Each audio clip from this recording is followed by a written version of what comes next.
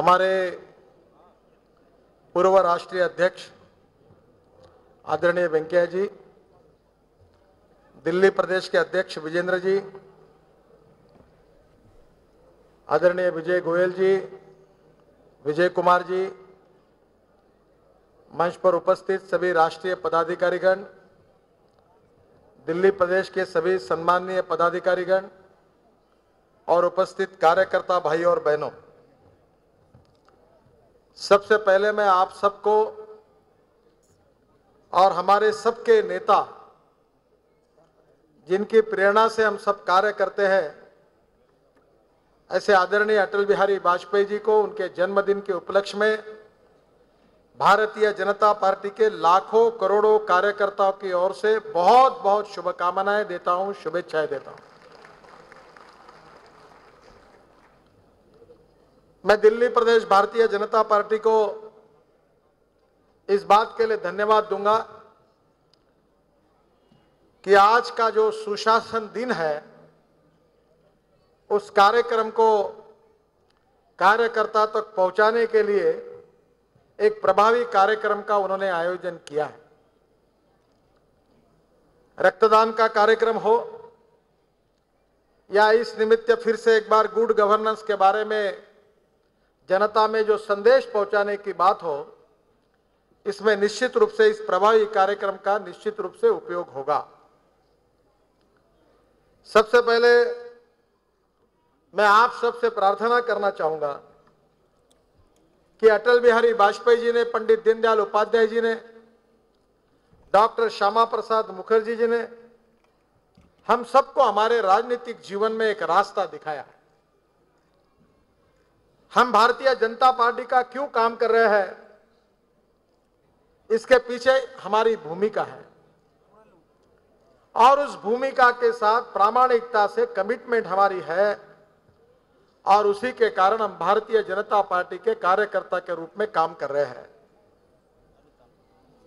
5 महत्वपूर्ण बातें जो अटल जी के व्यक्तित्व से और जीवन से हम सब ने प्रेरणा स्वरूप ली है और जो हमारे विचारों के रूप में, हमारे कन्विक्शन के रूप में हमने उसको स्वीकार किया है, वो पहली बात है राष्ट्रवाद, नेशनलिज्म। हमारे राष्ट्र के प्रति समर्पित भाव से, पूरी श्रद्धा से हम राष्ट्र के लिए समर्पित है, मातृभूमि के लिए समर्पित है। ये राष्ट्रवाद का विचार हमारा आत्मा है। अटल बिहारी वाजपेयी जी ने अपने कार्यकाल में इस देश के प्रधानमंत्री के रूप में इस देश में जो अच्छा कार्य दिखाया, जो अच्छा सुशासन चलाकर दिखाया है, और उसके प्रतीक के रूप में हमारा दूसरा महत्वपूर्ण पहलू है good economic governance with the help of e governance and development. सुशासन और वो भी ई गवर्नेंस के साथ, और डेवलपमेंट है हमारा दूसरा पहलू है।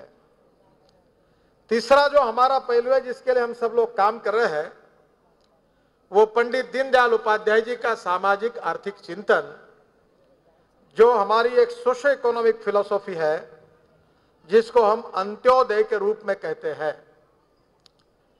पंडित जी ने अंत्योदय की व्याख्या करते हुए बताया है कि हमारे समाज के जो दलित है, पीड़ित है, शोषित है, जो सामाजिक, आर्थिक, शैक्षणिक दृष्टि से पिछड़े हुए हैं, जिसको हम दरिद्र नारायण कहते हैं, ऐसे सभी व्यक्तियों को हम भगवान माने और हम निरंतर उनकी सेवा करते रहे। और ऐसे जो गरीब, पिछड़े हुए, दलित, पीड़ित, शोषित हमारे बंधु हैं, जिनके पास रहने के लिए मकान नहीं है, खाने के लिए रोटी नहीं है, पहनने के लिए कपड़ा नहीं है, ऐसे दरिद्र नारायण को हम भगवान माने और हम उसकी निरंतर सेवा करते रहे। और जिस दिन उन सभी दरिद्र नारायणों को रोटी, कपड़ा और मकान मिलेगा, उसी दिन हमारा कार्य पूरा होगा, ऐसा हम समझेंगे। ये पंडित दीनदयाल उपाध्याय जी का अंत्योदय का सामाजिक आर्थिक चिंतन, ये हमारा तीसरा महत्वपूर्ण विचार है। चौथी बात जो है वो बहुत महत्वपूर्ण है। वो है सामाजिक सद्भाव, सोशल हार्मनी। भारतीय जनता पार्टी, अटल बिहारी वाजपेयी जी ने हमको जो संस्कार दिए हैं, उन्होंने हमको सिखाया है कि कोई भी व्यक्ति उसकी जात, पंथ, धर्म, भाषा और सेक्स से बड़ा नहीं होता। व्यक्ति उसके गुणों से बड़ा होता है। और इस समाज की छुआछूत, अस्पृश्यता, जातीयता हम नष्ट करेंगे। जात, पंथ, धर्म, भाषा और धर्म के आधार पर राजनीति नहीं करेंगे। सबको विकास का समान मौका देंगे और सबको विकास के प्रक्रिया में हम साथ में लेकर जाएंगे। ये सामाजिक न्याय और आर्थिक न्याय का विचार, ये सोशल हार्मनी का, सामाजिक सद्भाव का विचार, ये हमारा चौथा महत्वपूर्ण विषय है। और पांचवी बात जिसके लिए भारतीय जनता पार्टी की पहचान है, चाहे कश्मीर का सवाल हो, चाहे नॉर्थ ईस्ट का सवाल हो, कश्मीर हो या गुवाहाटी, अपना देश अपनी माटी, अलग भाषा अलग वेश फिर भी हमारा एक देश, यही नारे हम दोहराते रहे। और इसलिए इस देश की एकता, देश की अखंडता सबसे महत्वपूर्ण है। और इसके लिए राष्ट्रीय सुरक्षा, internal security and external security, ये हमारे लिए सबसे महत्वपूर्ण पहलू है। हम आतंकवादियों से, समाज विघातक तत्वों से और हमारे आजू बाजू में जो हमारे पड़ोसी है, जो हमारे देश के लिए जिनके मन में अच्छी भावना नहीं है, उन सब से हमारे इस हिंदुस्तान को, हमारी इस भारत भूमि को बचाकर जो 5 महत्वपूर्ण पहलू हमने हमारे विचारों के रूप में स्वीकार किए, उसके आधार पर एक सुखी, समृद्ध, संपन्न, शक्तिशाली, भय, भूख, आतंक और भ्रष्टाचार से मुक्त हिंदुस्तान का सपना जो हमारे मन में हम पूरा करके दिखाएंगे, यही भारतीय जनता पार्टी का मिशन है और यही भारतीय जनता पार्टी का विचार है। और इसलिए मैं आप सबसे अनुरोध करता हूं कि इन 5 महत्वपूर्ण बातों का लगातार आप विचार करते रहिए।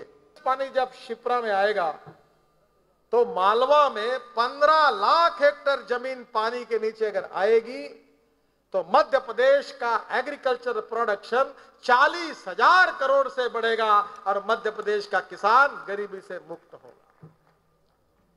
आज ये श्रीराम वेंजरे का कार्यकर्ता है, हाथ ऊपर करो, ये अमेरिका में MBA ग्रेजुएट था।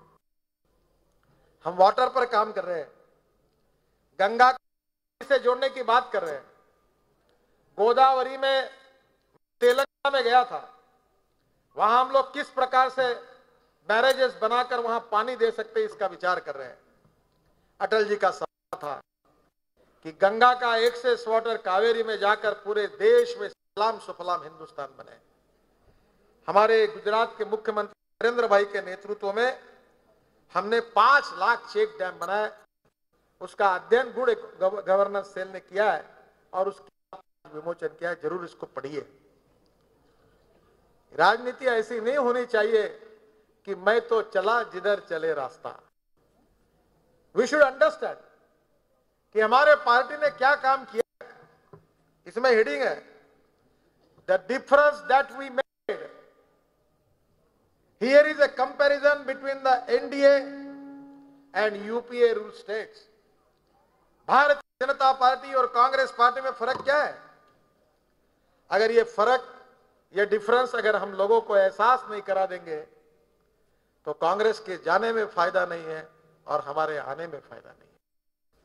हमको बदलना है और इसलिए ऐसे 50 उदाहरण है ये गुड गवर्नेंस सेल का। कभी आपके कार्यकर्ता सम्मेलन में ये भी जन पंचायत है, बहुत से ऐसे छत्तीसगढ़ की PDS सिस्टम को राष्ट्रपति ने गौरव किया है, प्लानिंग कमीशन ने गौरव किया है, प्रधानमंत्री ने गौरव किया है।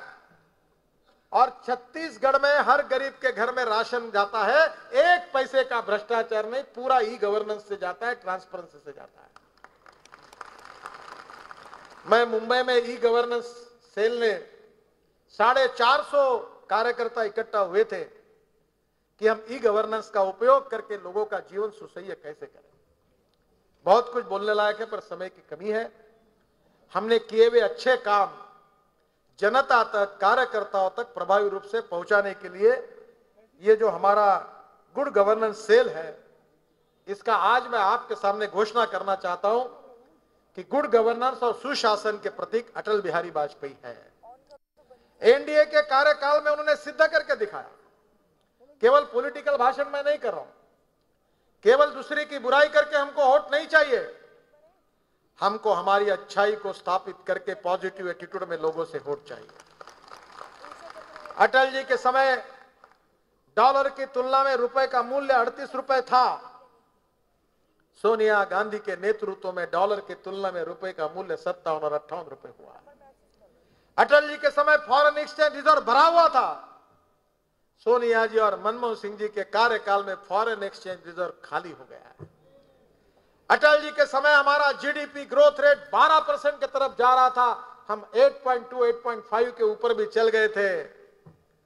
आज मनमोहन सिंह जी की सरकार ने, सोनिया जी की कांग्रेस की सरकार ने हमको 5.2% के नीचे ढकेला है। अगर हमारी सरकारें छत्तीसगढ़, मध्य प्रदेश, गुजरात अच्छा काम नहीं करती तो ये केंद्र सरकार का जीडीपी 5.2% से 3.5% पे आता, इतनी बुरी हालत में हमारे। आज हमारे यहां investment, FDI, foreign direct investment आना बंद हुआ, इंडस्ट्री बंद हो रही है, एक्सपोर्ट कम हो रहा है, बेरोजगारों की संख्या बढ़ रही है, गरीबी की रेखा के नीचे जीने वालों की लोगों की संख्या बढ़ रही है।